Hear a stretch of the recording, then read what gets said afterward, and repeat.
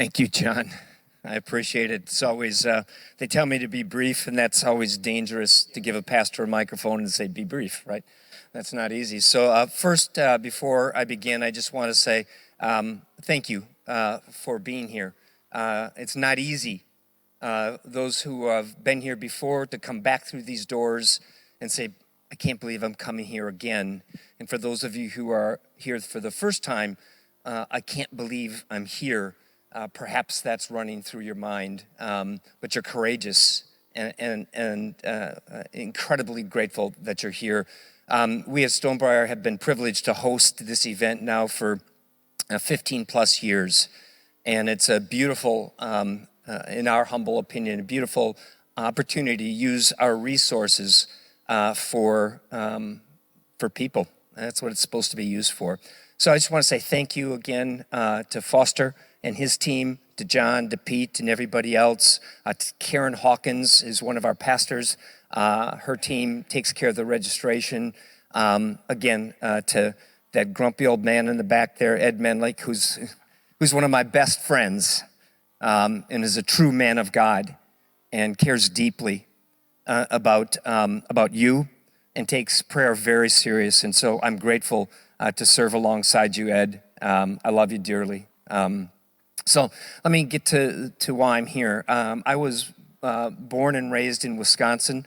I didn't grow up on a farm, but from the age of 16 through high school and through my undergraduate degree, every summer I came back and worked on a farm.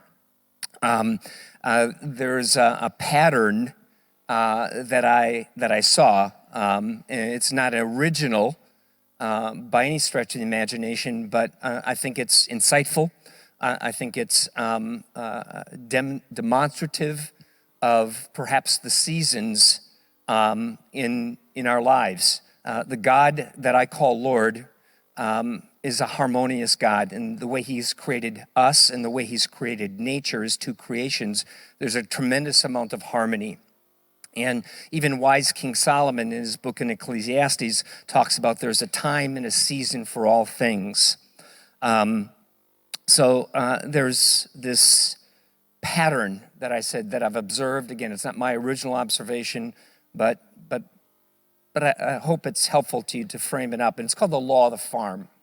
And the law of the farm is relatively simple. That you, before you get ready to plant anything, there has to be a turnover, a disruption, a breaking up of the ground to till the soil. Because you don't throw seeds on untilled soil. And so that breaking up is oftentimes violent and disruptive and unearths a whole lot of things. But it is only after that a seed can be properly planted. And so first there's the disruption, the disturbance that comes. And then there is the planting of the seed. And then after the seed is planted, it requires a great deal of care and effort daily to make sure that the things you can control, the weeding, the watering, the pruning, the nurturing of those particular plants. But there's a great deal that you cannot control.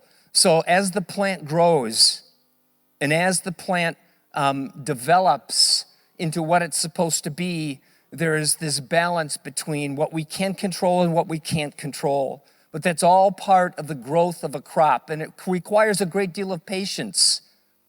That you are, in effect, helpless. It grows at its own pace, but there's an assurance that it will grow.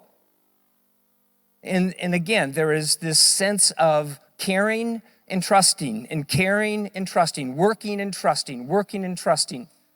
And it requires a great deal of patience. And then you get to this beautiful place where there is a harvesting.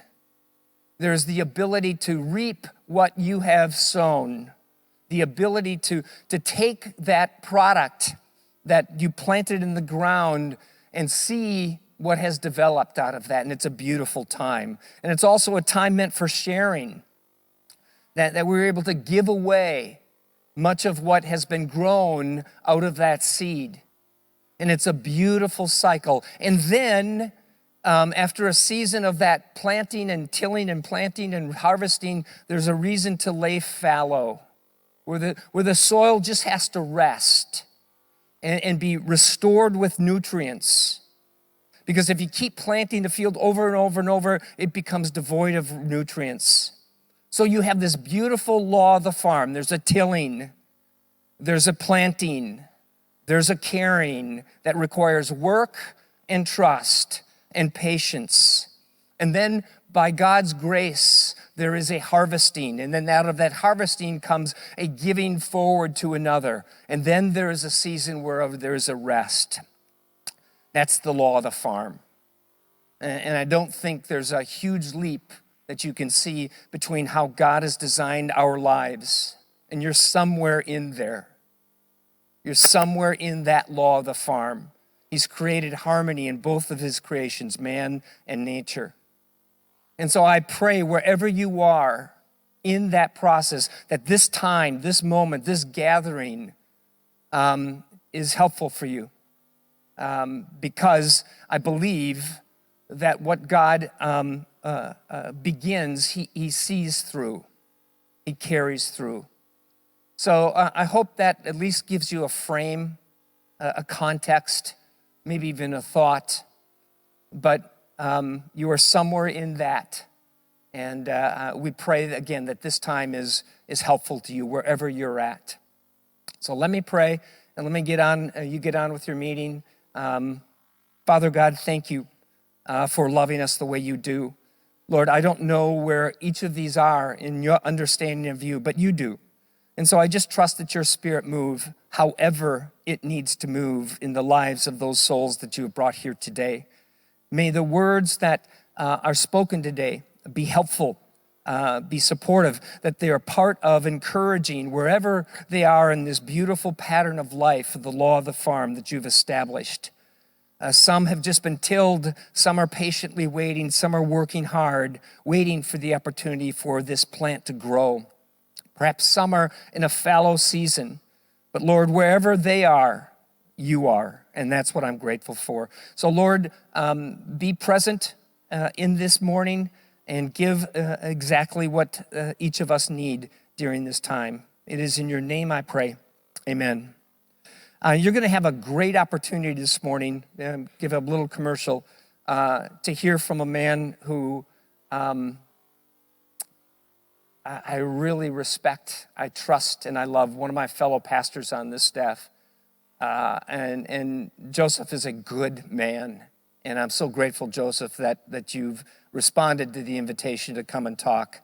God bless you, brother, for what you do, how you do it. I think you're blessed this morning. So I'm going to get off the stage and let John take over from here. But if there's anything we at Stonebriar can do for you, that's what we want to do. We care deeply. So God bless you. Thank you. Thank you. Yeah, Joseph's going to speak on communication, which in my personal opinion is one of the greatest challenges of the human race, is communication. So look forward to that. So now we're going to bring up the job father, Brother Foster Williams.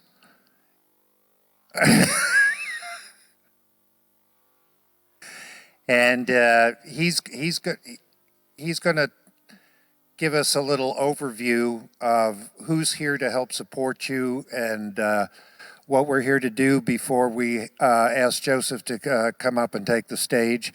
So here you go. Okay. Thanks, brother. Is it working? Can you guys hear me? There it is. Okay, because y'all know, Dana, you know I really don't need this thing. Good morning, Frisco Connect. So I'm Foster Williams. I'm a longtime recruiter, and I've been retired for a long time, but you never really get out of recruiting.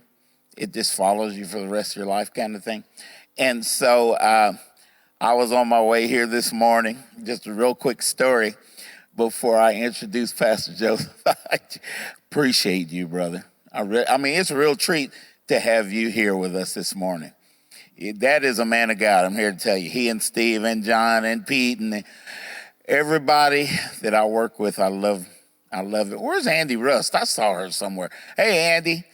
I meet a lot of friends here. I got to reach out to you guys. So my story is I'm driving in this morning. I'm coming down the tollway, and it's a little bit more traffic than usual when I'm coming out this time early in the morning. And I got this feeling that came over me. I'm like, this is pretty cool. I'm going in traffic and, I'm keeping up and I'm not, my car is working good and everything. And I said, why am I so happy? I'm happy. I'm in this daggum traffic, right?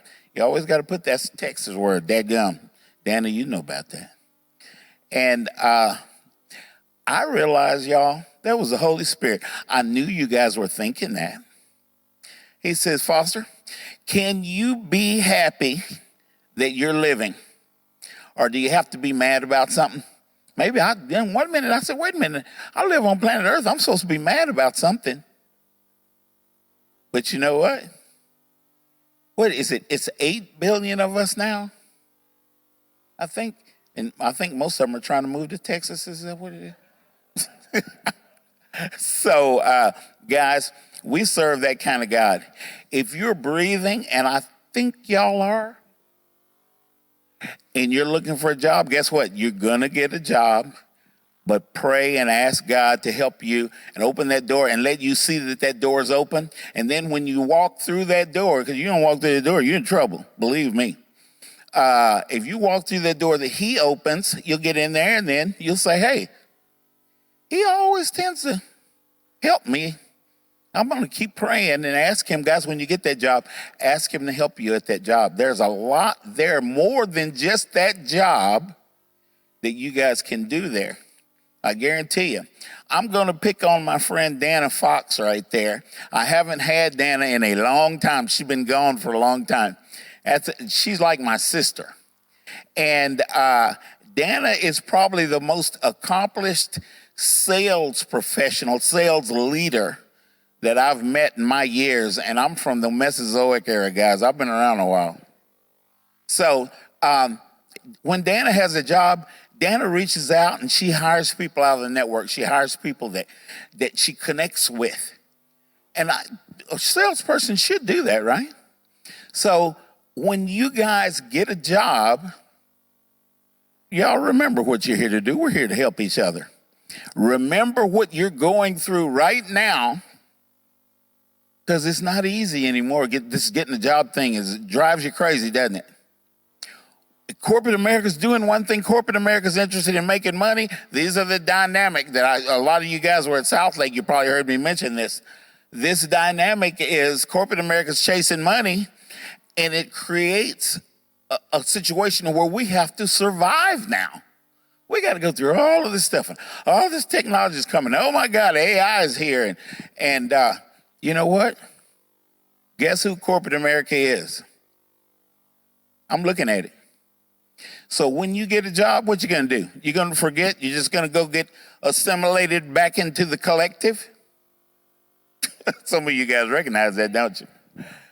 So you know what's going on in corporate America, and you're getting a chance to experience right now a journey that God has created for you to realize what's happening around you. Well, y'all, when you get the job, do something. You will get an opportunity to pay it forward to help somebody else. A lot of you guys I'll call a lot of you guys, and when I call, you guys probably roll your eyes in your head, because you know why I'm calling. I'm the job father, right? No, I'm a net weaver. You guys call me the job father. That's probably the only nickname I've ever had that I like. But guys, the message is we serve a wonderful, wonderful God. And what we're in the middle of right now, we're going to be okay. Y'all don't get scared. Don't fuss with the wife, fuss with the husband, kind of thing. God's going to get you through just like he has. If you look through your life, you will see that you've done fine, especially those of you that go to God and talk to him. Okay. Now, before Joseph comes up, Joseph is going to talk to us about speaking in a way that people want to hear you talk. I'm still trying to do that. Well, I'm trying here, but that message I wanted to share with you guys, make you laugh a little bit. So, Pastor, if you would come on up, I think I've taken enough of you guys' time. Real quick, before we start with Joseph, there's some people, when we go to break, I want you guys to meet. There are people in this network that make this network what it is. And where is Hadley and Sophie? I saw, there they are back there. You see those pretty ladies back there waving their hands? They are with the Thomas Edwards group. They are givers, givers, givers. If they weren't givers, they wouldn't be here trying to help. They're taking time out of their day to come here and try to help us. I saw Ron. These lights are bright up here. My goodness. Where's Ron? There's Ron. Ron Layton is here. John Arnett works with John. And they're with the pit crew. And there's a lot of information that will be flashing up here. Well, it's not doing it right now. But a lot of that information up there is real good.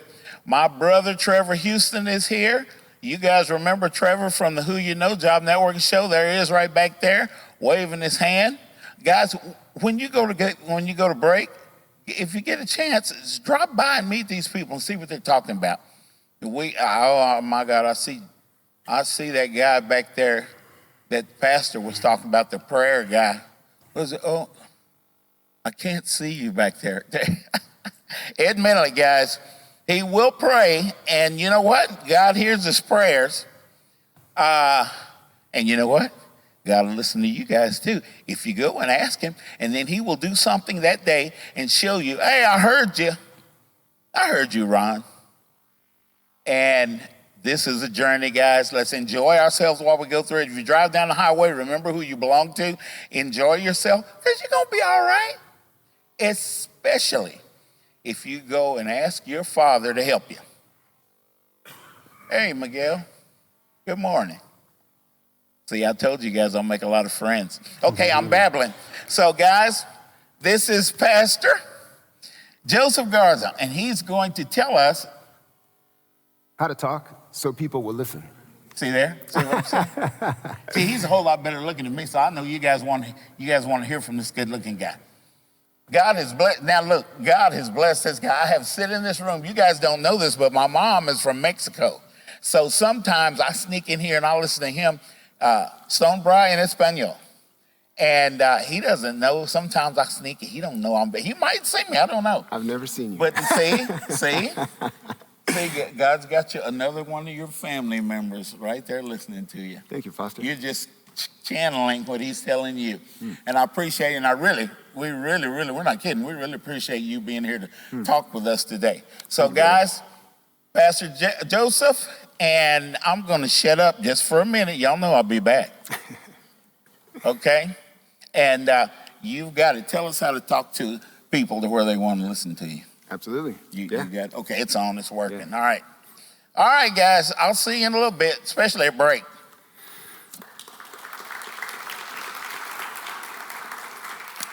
So, excuse me. Thank you, Foster. So today we're going to talk about how to talk or how to speak so that people will listen. So my name is Pastor Joseph Gonzales, and as a part of what I do, I get to speak to people a lot about the Lord and also how to be successful in their lives. And I want to share with you something today that I have learned the hard way.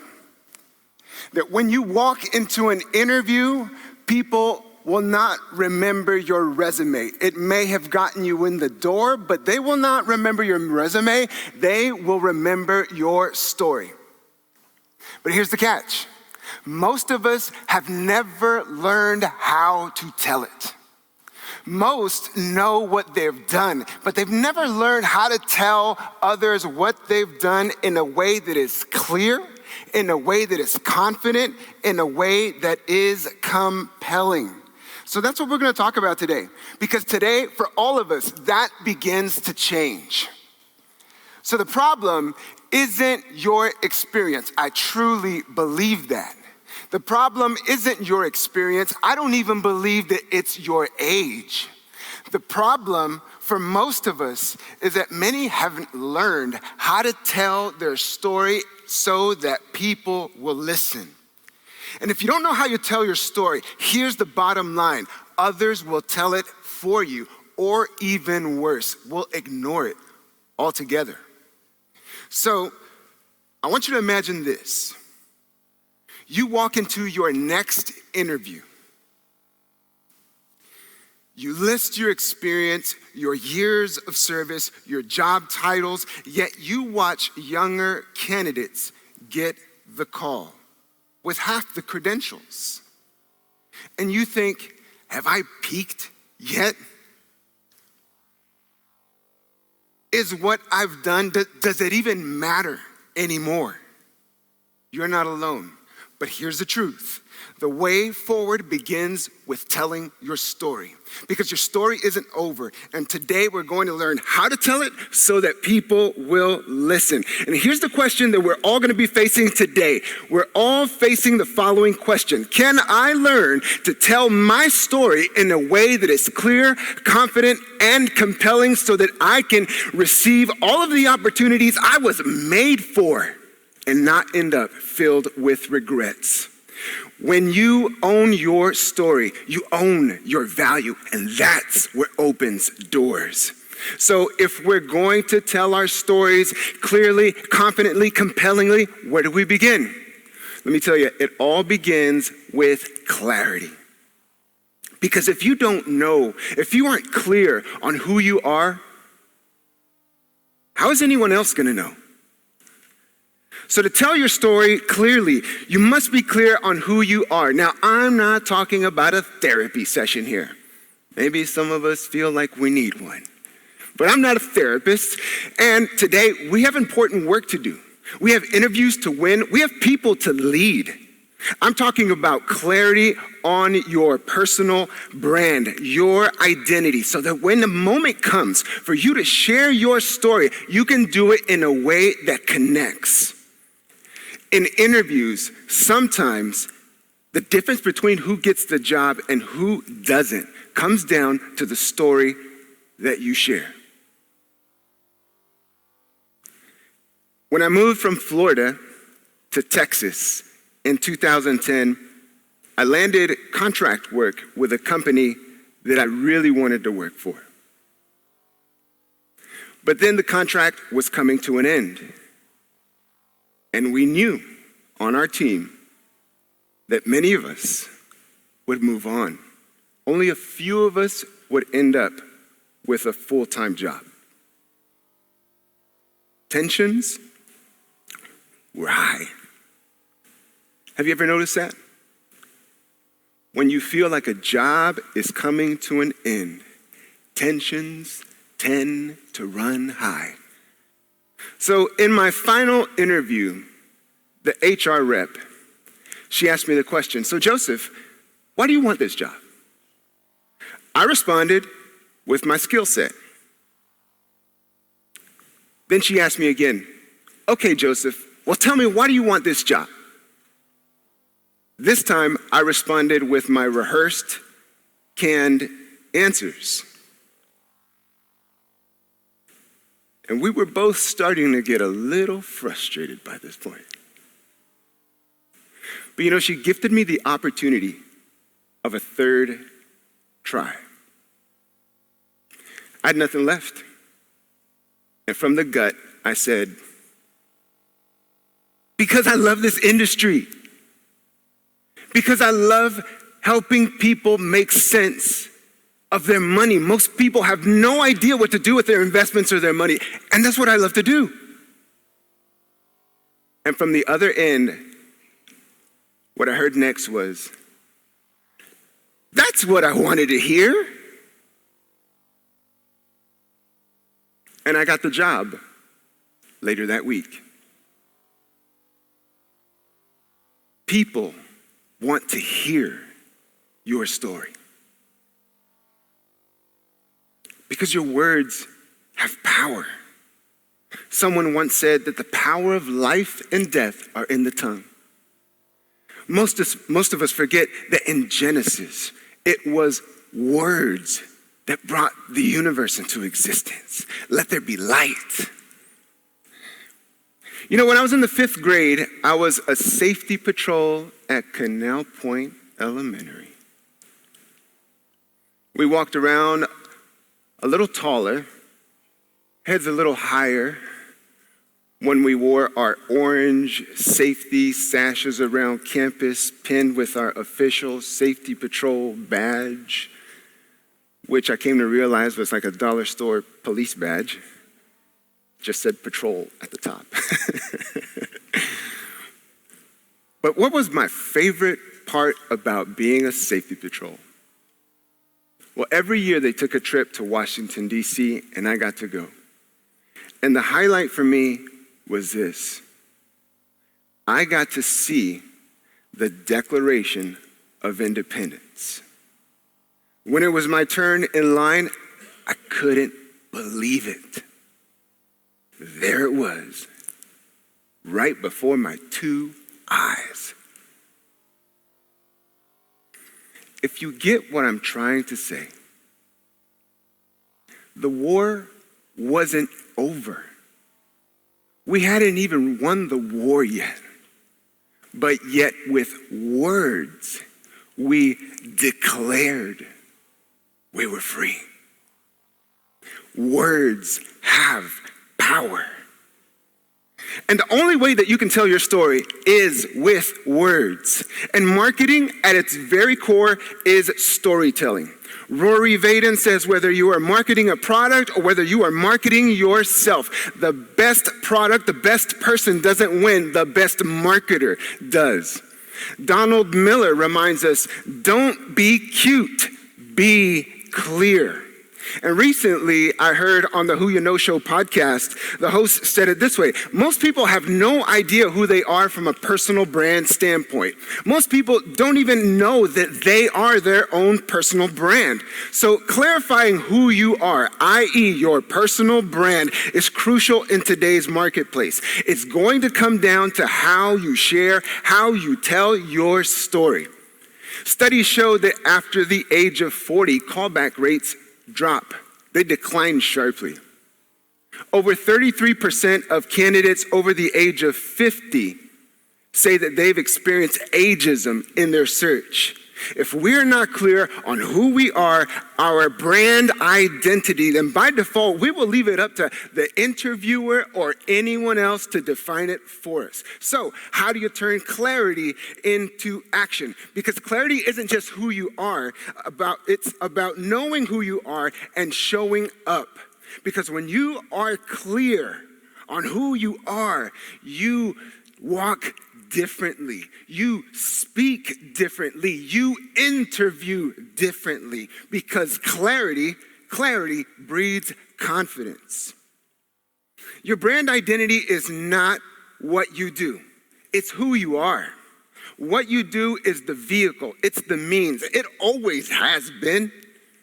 In the book Wealthy and Well-Known, AJ writes, your identity is the consolidation and culmination of your experiences, expertise, beliefs, values, and your God-given purpose. Amen, sister. In the book that I read most and study most, it says in that book that we are loved, that we are known, and we are seen, and that we always have been. That we exist for a purpose. And through the exercising of our individual gifts and talents, we make the world a better place and we find meaning for our lives. You are your own personal brand. You have a story, and your story is powerful. It's powerful because it's full of setbacks and yet full of comebacks. Do you remember a time when you experienced defeat? Yet like a phoenix, you rose from the ashes. Your story is powerful, and you need to tell it. The Brand Builders podcast says this all the time. You need to tell it because it has the power to help someone else. So in 2010, just before I left Florida, the bank I worked at was taken over, and on May 3rd of that year, I lost my job. I walked in the office that morning just like any other morning. But this time, I was asked to meet in our small break room. And I thought, this is different. And maybe I should have seen it coming with all of the changes going on. But at the end of that brief discussion, I was given a box. I thought this only happened in the movies. And the box wasn't big enough, so they gave me one of those heavy-duty, big garbage bags. And the next thing I know, I'm being followed around my office, or what used to be my office, like a stranger while I collected my things. Have you ever felt angry, betrayed, humiliated?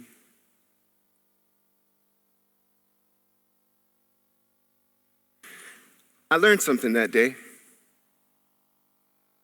and I'm a little embarrassed to say that during that time in my life, I learned that I was more focused on making $1 than making a difference. And here's the irony.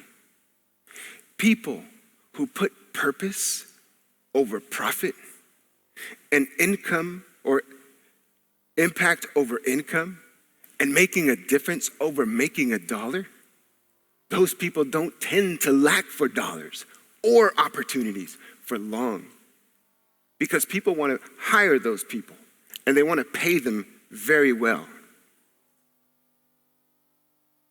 That morning, I thought I was a financial advisor. I was a banker. Now who am I? I want you to pause, reflect, and think. Who were you not that long ago? And who are you now?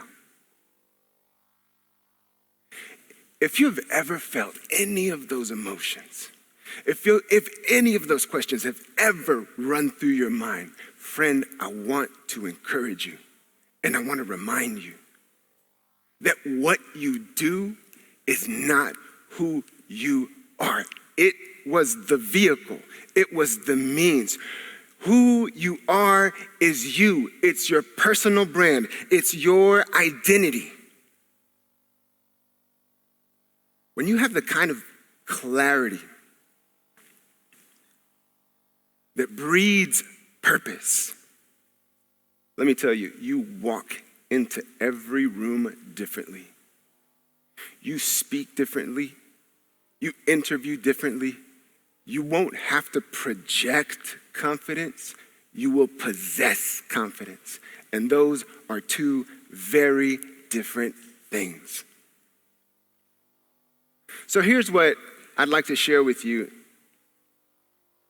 next. I'd like to share with you, and here's where we'll end our time. Your story can either be a victim story or it can be a victor story. You know, there are moments in life, call it providence, destiny, fate, when things happen that are beyond your control and you are forced to change. Think Luke Skywalker. His adoptive parents die, and now he must face his fear to become the most powerful Jedi that he knew that he was born to be. Those moments are difficult. They expose fear. They expose insecurities in us. Everyone prefers the comfort of what is known. But when what is known is no longer an option, the only way forward is to face your fears, face the unknown, and commit to the journey ahead. At that point, a new chapter in your story begins to be written. And your story needs to be told. Why? Because it has the power to change, has the power to help someone else. You know, a while back, one of my mentors told me, Joseph, I think that right now you are in a liminal phase. And I thought, liminal? You're dang right it's liminal. It's sour. And he said, no, not a lemon. liminal. He says liminal is that in-between phase. You're no longer who you were, yet you're not yet who you will be. You're in the liminal phase. And that resonated. These in-between phases, in these moments, identity crisis can feel real. You think you're right, Joseph. It is a lemon. You think if I'm not a lead or a manager or VP, or whatever your title was, then who am I now? I'd like to paint a picture for you. When a pendulum is undisturbed, it rests right in the center. That's called equilibrium. But if you pull one side to the extreme, it comes back hard. And not just to the middle, it swings to the other extreme. Left, right, right, left. And that's how our minds can behave when we are unclear on who we are. One disappointment, and we can swing to the extremes. They didn't call me back. They must not like me. I didn't get the job. I'll never get a job. We can swing from overconfidence one moment to crippling doubt the next. From I've got this to I don't have what it takes. So like a pendulum, our emotions swing back and forth, left to right, between shame and self-doubt and fear and frustration. But here is the key. Here's what you need to know. A pendulum doesn't stay in motion forever. Now, if anybody knows this, I want you to just shout it out loud. Maybe not shout.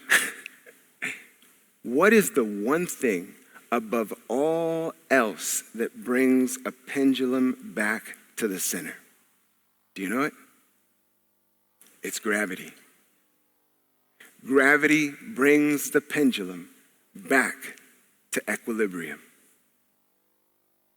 When your mind is swinging between the extremes, from one to the other, what is the one thing that brings our minds, that brings our thoughts back to the center, back to equilibrium?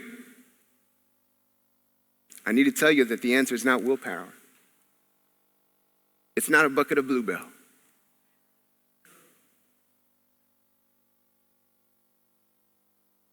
It's the truth. The answer is being clear on what is true. Truth brings us back to reality. Truth keeps you grounded in your identity. You are loved, you are seen, you are known, and you always have been. Each one of us possesses individual skills and talents through which we make the world a better place and find meaning for our lives. The truth allows us to say, I am still a work in progress. I am not yet who I will be.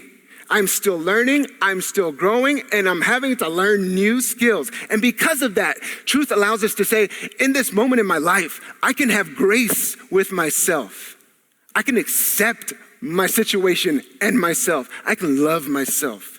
The truth allows us to say, yes, lately I've been through some things. Yes, it's true. And it ain't all sunshine and rainbows, but I have survived. I am still alive, and I have a future filled with opportunities. Friend, you are not a victim. You are a victor. And that's your story. So now that we're grounded in reality, now that we're grounded in the truth, and the power of our story will lead us. So we got to make a shift. We got to get better, not bitter. Let's go from reflection to action, because when clarity meets confidence meets purpose, you become unstoppable. So look, what's at stake here is that if we're not clear on who we are, on our identity, our personal brand, we'll let others decide for us. And when we do, we lose control of what is most valuable, the most valuable thing that you possess, your story. There are moments in life when things happen that are beyond our control and we are forced to change. But if you are clear on your story, then you can confidently take the next step.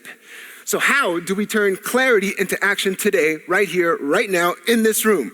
So here's what we're going to do. We're going to take a quick break in just a couple of minutes. And when we come back, we'll do 2 practical exercises. And you can start crafting your story so that you can begin to speak with clarity, with confidence. They want to hear your story. They want to hear you. And this will help give you the vocabulary so that you can speak from the truth. You can speak from your heart. It won't just be your rehearsed answers anymore. It'll be you. And they'll know it. So let's tell our story. And let's tell it so that people will listen. Thank you, guys.